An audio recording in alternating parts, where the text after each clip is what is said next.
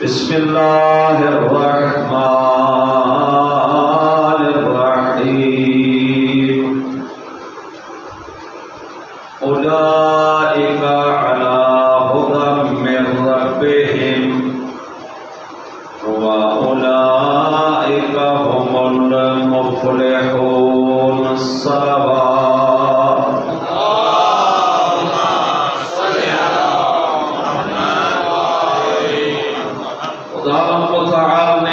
کتاب کی ابتدا کی ہے سورہ بقرہ سے گویا جیسے اس میں اپنی کتاب کا تعارف بھی کروایا، اپنی کتاب کا فائدہ بھی بتایا، تعارف کرواتے ہوئے فرمایا ذالک الکتاب لا ریب فیہ، یہ وہ کتاب ہے جس میں کوئی شک و شبہات نہیں۔ پھر فائدہ بتایا ھدی للمتقین، یہ پرہیزگار لوگوں کے لیے ہدایت ہے، رہنما ہے۔ پھر خالق و مالک نے 3 طبقوں کو ذکر کیا ہے۔ پہلا طبقہ ہے متقین کا، مؤمنین کا، جن کی چند ایک علامات گزشتہ روزہ کی خدمت میں بیان کی تھی۔ الذین یؤمنون بالغیب، ایک ویقیمون الصلاۃ، 2 ومما رزقناہم ینفقون، یہ 3 علامتیں۔ ویؤمنون بما انزل الیک وما انزل من قبلک، اور ایمان رکھتے ہیں میرے حبیب اس پر جو تیری طرف نازل کیا گیا، وہ چاہے قرآن ہو یا کوئی اور چیزیں ہوں۔ ومن قبلک، میرا حبیب جو تجھ سے پہلے بہت ساری چیزیں اللہ کی طرف سے نازل ہوئی ان پر بھی ایمان رکھتے ہیں۔ وبالآخرۃ ھم یوقنون، اور آخرت پر بھی ان کا یقین اور ایمان ہے۔ مختصراً آپ کی خدمت میں گزشتہ درس میں عرض کیا تھا، قیامت پہ اگر کسی کا بار بار قیامت کا ذکر ہوا ہے قرآن میں، قیامت یعنی جس دن لوگوں کو کھڑا کیا جائے گا۔ منظر بڑا سخت ہوگا، اور اس کا دوسرا نام معاد بھی ہے، یعنی ہر انسان کو وہاں پہ حساب و کتاب کے لیے لوٹایا جائے گا۔ ایک ہمارے ہاں فلسفہ میں ایک موضوع مطرح کیا جاتا ہے، یمکن اعادۃ المعدوم، کہ جو معدوم ہو جائے اس کو واپس لوٹانا ممکن ہے یا نہیں۔ تو یہ اشکالات فلسفیوں کے، یونانیوں کے ہیں، جو سوالیہ انداز میں کچھ کہتے ہیں ممکن ہے، کچھ کہتے ہیں، لیکن جو فلاسفہ اسلامی ہیں وہ کہتے ہیں کہ اللہ کی نسبت اللہ کے لیے ممکن ہے کہ وہ ہر چیز کو واپس لوٹائے، اسی لیے اس نے معاد کو رکھا ہے، قیامت کو رکھا ہے۔ اور اس کا تیسرا نام ہے یوم الساعہ، یعنی ایک مخصوص وقت، مخصوص لحظات جس میں منادی ندا کرے گا اور ہم سنیں گے، آواز توحید آئے گی، لمن الملک اليوم، آج بتاؤ کس کی حکومت ہے۔ وہاں پہ لوگ بڑے پریشان ہوں گے، نفسا نفسی کی پکار ہوگی، پہلے بھی عرض کیا ہے۔ باپ بیٹے کو نہیں پہچان سکے گا، بیٹا باپ سے، یفر المرء من اخیہ، انسان اپنے بھائی سے بھاگ جائے گا، دیکھے گا بھاگ جائے گا، بیوی شوہر سے بھاگ جائے گی، شوہر بیوی سے بھاگ جائے گا، سارے رشتے ٹوٹ جائیں گے، کوئی رشتہ نہیں ہوگا۔ نفسا نفسی کی پکار ہوگی وہاں. اور حتیٰ یہ ہے روایات میں آدم سے لے کر سارے انبیاء حضرت عیسیٰ تک ایسے میدان محشر میں پھر رہے ہوں گے پریشانی کی حالت میں. ہر نبی کہہ رہا ہوگا نفسی نفسی نفسی، او میرا اللہ میرا کیا بنے گا. آدم کی آواز بھی آئے گی، نوح کی آواز بھی آئے گی، ابراہیم کی، میرا کیا بنے گا. ہر آدمی کو اپنی پڑی ہوگی. ایک ذات ہے جسے ذات محمد کہتے ہیں. زہرا کا شریف بابا اپنے بارے میں نہیں کہے گا، آپ کے بارے میں سوچ کر کہے گا الہی امتی امتی امتی. میرا مالک و خالق میری امت کا کیا بنے گا. میں تیرا رحمت کل نبی ہوں، تیری بارگاہ میں عرض کرتا ہوں میرا اللہ میری امت کو معاف فرما دے. اور پھر آپ کو بہت خوش قسمت ہیں، آپ کے دلوں میں اہل بیت علیہ السلام کی محبت ہے. محبت اہل بیت ہر کسی کا مقدر نہیں ہے. انعمت علیہم، میرا اللہ ان کا راستہ دکھا دے، ان کے راستے پہ چلاتا رہے جن پر تو نے انعام کیا ہے. خصوصی نعمتیں ان کو عطا کی ہے، وہ آل محمد ہے. اور کیا روایات میں ہے خالق و مالک اپنے کسی خاص بندہ پہ خاص احسان کرنا چاہے، اس کے دل میں محمد و آل محمد کی محبت ڈال دیتا ہے. جیسے میری طرف سے نعمت ہے، تو نے میری اطاعت کی، فرما برداری کی، میں تجھے آل محمد کی محبت دیتے. تو دیکھیے جو انسان حقیقت نیک ہے وہ ایک دن آتا ہے کہ آل محمد کے حق میں بولتا ہے، کیونکہ خدا نے اس کو اجر بھی تو دینا ہے نا. اور دنیا میں یہ اجر ہے جو آخرت میں بھی فائدہ مند ہے. اجر خدا بندی یہ ہے جو سب سے بڑا اجر ہے کہ اللہ کسی انسان کی زبان پہ آل محمد کے ذکر کو جاری کر دیتا ہے. آپ نے دیکھا ہے ایک بہت بڑا خطیب ہے، تقریباً اردو پنجابی سننے والے اس کو ہر مسلمان جانتا ہے. اس کا نام طارق جمیل ہے. اللہ کرے دل سے جمیل ہو. جی نیک آدمی ہے، بااخلاق آدمی ہے، اچھا بولتا ہے. کبھی یہی تھی کہ آل محمد کی محبت صحیح طرح سے اس کے دل میں نہیں،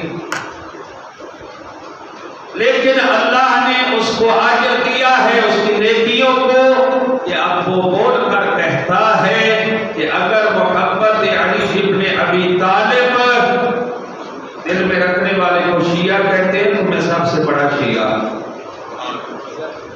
جی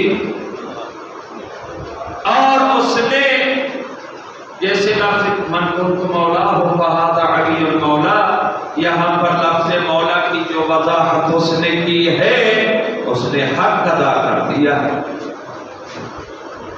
اللہ نے اس کو یہ انعام عطا فرمایا. اور ممکن ہے کچھ لوگ عقیہ کی حالت میں زندگی گزار دیتے ہیں، دنیا سے چلے جاتے ہیں. اور پھر ایک اور روایت کو سادات بیٹھے ہیں ان کے لیے ہے. روایت یہ ہے چھٹے امام فرماتے ہیں کہ جو سید ہے، صحیح سید ہو، بناوٹی نہ ہو، پارٹیشن کے بعد نہ بنا ہو، صحیح حسبی نسبی سید ہو، اس کو آل محمد کے مثلاً وہ مسلک پہ نہیں ہے، علی کو خلیفہ خلافت نہیں مانتا ہے، دوسری طرف کا ہے لیکن ہے اولاد زہرا سے، امام فرماتے ہیں تب تک اس کو موت نہیں آتی جب تک وہ ولایت اہل بیت کا اقرار نہیں کر دیتا۔ چاہے زندگی کا کوئی لحظہ ہو، آخری لحظہ ہو، بول نہ پایا ہو، لیکن اپنے اندر ہی اندر اس نے کہہ دیا ہو میرا اللہ میں محمد والے محمد سے تولا اور محبت کرتا ہوں اور ان کے دشمنان پہ بلکہ میں کہوں ان سے بیزاری کرتا ہوں۔ لعنت کا معنی پنجابی میں بیزاری ہے، بہرحال آپ لعنت بھی کرتے تو کوئی مسئلہ نہیں ہے، اور اہل بیت کے دشمنوں کو لعنت تلاش کر لیتی ہے، ہمیں نہیں پہنچانی پڑتی، یہ ان کا انعام ہے جو ان کو مل جاتا ہے، ٹھیک ہے۔ تو آل محمد کی محبت قیامت میں جب کام آئے گی اور زہرا کا بابا ہی آپ کو یاد کرے یا زہرا آپ کو یاد کرے، روز معاشر ہوگا، کل بھی آپ سن رہے تھے، ان باتوں کو غور سے سنا کریں اور یہ بہت بڑی باتیں ہوتی ہیں۔ شیخ الجامع علامہ اختر عباس سے فرمایا کرتے تھے مسلمانوں تمہیں اس دنیا میں پتہ نہیں چلے گا کہ محمد کی بیٹی فاطمہ کا کیا عزت اور احترام ہے، جب مر کر جاؤ گے نا میدان معاشر ہوگا، ادھر سے آواز آئے گی یا اہل معاشر غضوا ابصارکم ونکسوا رؤوسکم حتی تجوز فاطمہ بنت محمد، اے اہل معاشر اپنی آنکھوں کو بند کر لو، اپنے سروں کو جھکا لو یہاں تک کہ محمد کی بیٹی گزر جائے۔ فاطمہ آئے، بطول آئے گی، حسنین شریفین کی ماں آئے گی، رسول کی اکلوتی بیٹی آئے گی، آمد اللہ اللہ کی خاص کنیز آئے گی، سب جھک جائیں گے۔ آدم پوچھے گا میرا اللہ میں بھی سر جھکا لوں، آنکھیں بند کر لوں، میں ابو البشر ہوں، آپ کو دیکھیں وہاں حکم خدا آرڈر اسی کا اے میرا حبیب مصطفیٰ تو بھی کر رہے، میرا اللہ بیٹی ہے میں باپ ہوں میں کیوں کروں، نہیں تو بھی مصطفیٰ جس حالت میں آ جا رہی ہے نا تیری بیٹی سے برداشت نہیں کر پائے۔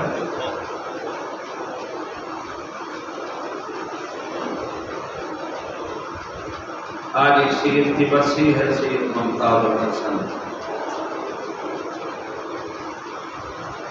ان کے لیے فاتحہ بھی پڑھنا ہے، ان کے رمضان آئے ہوئے تو باہر ان کو ثواب ہو جائے ان کی جدہ کے ذکر سے۔ جو بھی حالت ہوگی مختصر میں گزر رہا ہوں، آواز توحید آئے گی، فاطمہ جنت میں چلی گئی۔ بتا رہا تھا نا کہ آل محمد آپ کو بھولتے نہیں،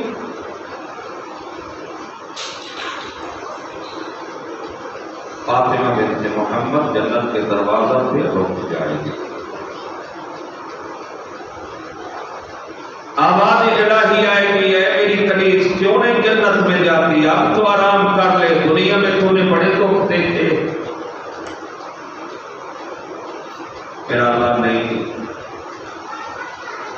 اس قوم کے کچھ افراد ہیں جن کی میں انتظار کروں۔ کون ہے؟ میرا خالق و مالک جو میرے حسین کو رویا کرتے تھے نا، میرا ان سے وعدہ تھا میں محمد کی بیٹی تب تک جنت میں نہیں جاؤں گی جب تک وہ جنت میں نہیں جائیں گے، میں ان کی انتظار میں کھڑی ہوں۔ میرا اللہ آواز توحید آئے گی، اور میرے ملائکہ کھول دو جنت کے دروازے، حسین کے رونے والوں کو جنت میں جانے دو، میں نہیں چاہتا محمد کی بیٹی زیادہ دیر کھڑی رہے۔ یہ روایات کے جملے لے زیادہ دیر تو آپ کی شفاعت کرنے کے لیے محمد مصطفیٰ، آپ کی شفاعت کے لیے فاطمہ بنت محمد ہے، علی بن ابی طالب ہیں، ائمہ طاہرین ہیں۔ دیکھیے ہمارے دلوں میں ہے ان کی محبت ہے، اور یہ بہت بڑا اللہ کی طرف سے تحفہ، انعام اور ہدیہ ہے۔ لیکن یہ بھی یاد رکھنا ہے کہ یہ تحفہ اور اتنی پاکیزہ چیز اللہ ہر جگہ پہ نہیں رکھ دیتا۔ لیکن آپ نے محترم کہیں سے، یہاں تو وہ صورتحال نہیں ہے، جاتے ہیں سپرے لیتے ہیں، پرفیوم لیتے ہیں، لگایا پتہ نہیں اندر کیا ہے کیا نہیں ہے، سپریٹ ہے نہیں ہے، لگا لیا، بہرحال خوشبو اچھی ہے۔ لیکن عراق کے لوگ ہم کافی عرصہ رہے، ان کی عادت ہے وہ عطر لیتے ہیں، ان کے پاس گھر کی بوتل بھی ہوتی ہے، جب وہ ختم ہو جاتی ہے دوبارہ بازار میں جاتے ہیں، وہاں سے پیسے دے کے بھروا لیتے ہیں، اور بڑے خوبصورت ایک۔ اب جب انہوں نے عطر کسی بوتل میں پہلی بار ڈلوانا ہوتا ہے، اس بوتل کو دھوتے ہیں، صاف کرتے ہیں، اور پھر اس کو خشک کرتے ہیں کہ کوئی پانی کا قطرہ اندر نہ رہے، کوئی میل کچیل اندر نہ رہ جائے، کوئی غلط چیز اس بوتل کے اندر نہ رہ جائے، وَإِلَّا عطر خراب ہو جائے گا۔ ایسا ہے یا نہیں؟ یہ آپ دنیاوی عطر ہے، اس کے لیے بوتل کو اور ظرف کو اتنا صاف و شفاف و پاک کرنا پڑتا ہے۔ تو اللہ نے جس دل اور ظرف میں محبت اہل بیت کو رکھنا ہے، اس دل کو کتنا پاک کرنا پڑے گا۔ پاک ہے نا، طاہرین کی محبت ہے، طیبین کی محبت ہے، تحفہ الہی ہے، اس کو ہر دل میں تو نہیں رکھا جا سکتا، تو دلوں کو پاک کرنا ہوگا۔ اور دلوں میں کچھ چیزیں رہ جاتی ہیں جو مرتے دم تک نہیں بھولتی ہیں، پر کوشش کرنی چاہیے بھول جائیں۔ جب ہم سن 2000 میں نجف اشرف میں مشرف ہوئے، مجھے یاد ہے 29 جولائی کی 4 بجے ہم نجف اشرف پہلی دفعہ پہنچے، اور وہ وقت ہمیں کبھی نہیں بھولے۔ پہلی ملاقات ہماری تھی آیت اللہ حافظ بشیر نجفی صاحب سے۔ انہوں نے فرمایا تھا بیٹو تم پاکستانی ہو، میں پاکستانی معاشرے کو جانتا ہوں، مجھے 50 سال یہاں ہونے والے ہیں، لیکن معاشرہ ابھی تک نہیں بھولا ہوں۔ وہاں پہ لوگ لڑائیاں کرتے ہیں، ایک دوسرے سے ناراض رہتے ہیں، ان کے جنازے اٹھ جاتے ہیں، لیکن ناراضگیاں باقی رہتی ہیں۔ سب سے پہلے یہ کام کرنا ہے، جن لوگوں نے تمہارے ساتھ زیادتیاں کی ہیں پاکستان میں، علی ولی کے روضہ پہ جا کر سب سے پہلے ان کے لیے زیارت پڑھنی ہے اور دعائے مغفرت کرنی ہے۔ ہم تو حیران ہیں، اب یہ جس نے زبان بھی چلائی ہو، ہاتھ بھی اٹھایا ہو، اس کے لیے بڑی ہمت کرنی پڑتی ہے کہ مولا کائنات کی زری کو پکڑ کر ہم کہیں اے علی ولی، ہم اس کے لیے دعا کرنے آئے ہیں، اور اس کی نیابت میں دعا زیارت پڑھتے ہیں۔ بڑا مشکل ہوتا ہے، لیکن دین تو اس سے۔ اور پھر فرمایا زیارت بھی کرو، اور میرے بیٹوں جنہوں نے تمہارے ساتھ زیادتی کی ہے نا، تمہارے ساتھ زیادتی کی ہے، یہ نہیں ہے کہ تم نے جس سے زیادتی کی ہے، جنہوں نے تمہارے ساتھ زیادتی کی ہے، یہاں نجف اشرف سے ان کو لیٹر لکھو، اور لکھو بسم اللہ الرحمن الرحیم، میں نجف اشرف مولا کائنات کی نگری سے بیٹھ کر آپ کو یہ خط لکھ رہا ہوں، اور میں نے مولا کی ذریعے پہ آپ کو یاد بھی کیا ہے، آپ کے لیے نیابت زیارت بھی پڑھی ہے، کربلا میں مظلوم کربلا کے پاس بھی پڑھوں گا۔ بس اتنا چاہتا ہوں جو تو نے میرے ساتھ کیا تھا، میں نے تجھے معاف کیا، اگر اجتماع میں کچھ مجھ سے غلطی ہو گئی ہو تو مولا کے صدقہ میں مجھے معاف کر دے، دلوں کو پاک کر۔ کسی مومن بھائی کے بارے میں کوئی مسئلہ ہو اس کو نکال دیجیے۔ آپ آئے ہیں نا اعتکاف کے لیے، مجھے امید ہے آپ ان چیزوں سے بلند و بالا ہے، آپ سب کچھ دلوں سے نکال کے آئے ہوں گے۔ آپ کے رشتہ دار ہیں، دوست ہیں، بھائی ہیں، پڑوسی ہیں، آپ کے اہل علاقہ ہیں، انہوں نے زیادتی کی ہے، آپ ان کے لیے دعا کریں گے، ان کے لیے دعائیں مغفرت کریں گے، ان کو اپنے اعمال میں یاد رکھیں گے، دل کو صاف کرنا ہوگا، پھر حقیقی محبت خدا اور محبت اہل بیت آپ کے دلوں میں داخل ہو جائے، پھر خالق آپ کی دعاؤں کو کبھی رد نہیں کرے۔ علی ولی فرماتے ہیں وہ دعا جو سچے اور صادق دل، طاہر اور پاک دل سے نکلتی ہے، اللہ اس دعا کو رد نہیں کرتا۔ کوشش کریں اپنے بھائیوں کے لیے دعائیں کریں، بیٹھ جایا کریں۔ جو ہمارے بھائی فوت ہو گئے میں ان کے لیے سورہ یاسین پڑھ دیں۔ موت کا کوئی پتہ نہیں ہے، میں یہاں سے نکلوں، کبھی کبھی سوچتے ہیں ابھی قیام میں جانا ہے، سجدہ میں ہوتے ہیں، سوچتے ہیں اللہ جانے ہمیں نصیب ہوگا قیام میں کھڑے ہونا یا نہیں، مسجد سے باہر نکل پائیں گے نہیں، کوئی پتہ نہیں ہے۔ یہی بیٹھے بیٹھے توبہ کرنی ہوگی، معاف کرنا ہوگا جنہوں نے زیادتیاں کی ہیں۔ کئی لوگ ہیں سجدہ میں سار ہوتا ہے اللہ کو پیارے ہو جاتے ہیں، ہم سوچتے رہتے ہیں ٹھیک ہے بعد میں نمازیں پڑھ لیں گے، یار ابھی ٹائم ہے، فارغ ہو کے پڑھ لیں گے، فارغ ہو کر معذرت بھی کر لیں گے، فارغ ہو کر والدین بھی کی خدمت کر لیں گے، پھر دکھ رہتا ہے یہاں، لیکن وہ فرصت نہیں مل سکتی ہے۔ ہم بھی شاید کسی بیماری کے شکار ہوئے، ہم رہے 30 سال نجف اشرف میں ہیں، نجف سے واپس جا کر والدین کی خدمت کر لیں گے، لیکن کیا پتہ تھا والدین اللہ کو پیارے ہو جائیں گے، پھر ہم ہاتھ ملتے رہ جائیں گے۔ آج والدین جب دیکھتے ہیں نا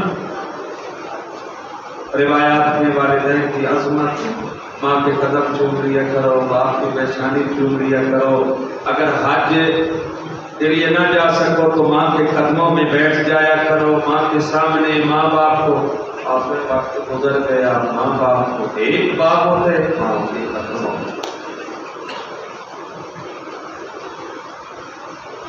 وقت گزر گیا، پتہ اسی غفلت میں رہتے، یہ کر لوں گا وہ کر لوں گا، نہیں کر سکتا۔ تو باہر آپ کے لیے دعا ہے، خالق کائنات آپ کو آباد و شاد رکھے۔